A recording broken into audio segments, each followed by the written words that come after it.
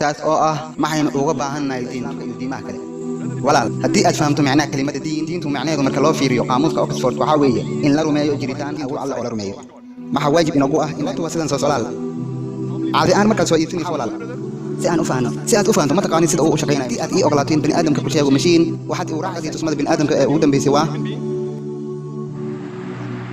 si la mid ah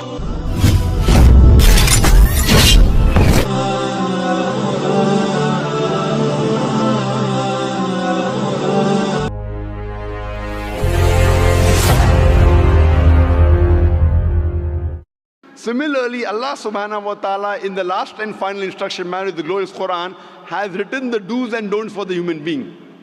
And Almighty God has only sent one religion. Allah says clearly in the Quran in Surah Al-Imran chapter 3 verse number 19, Inna dina indallahi al-Islam. The only religion acceptable in the sight of Almighty God is Islam.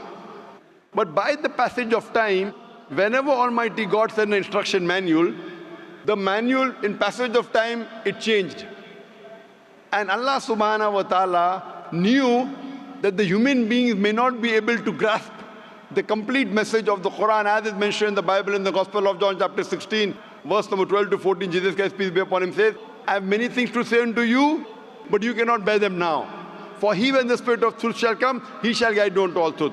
Allah subhanahu wa ta'ala knows that 1400 years ago, at this time, now the human beings can grasp the last and final message. So Islam came in its complete form 1400 years ago, and the last and final revelation is the Quran. All the previous revelations, the basic message was the same. Believing in one God, worshipping the true God, who does not have any image, doesn't have any idol, you have to prostrate. The basic message was the same. But because there were changes in the scriptures, Almighty God revealed the last and final revelation, the Quran.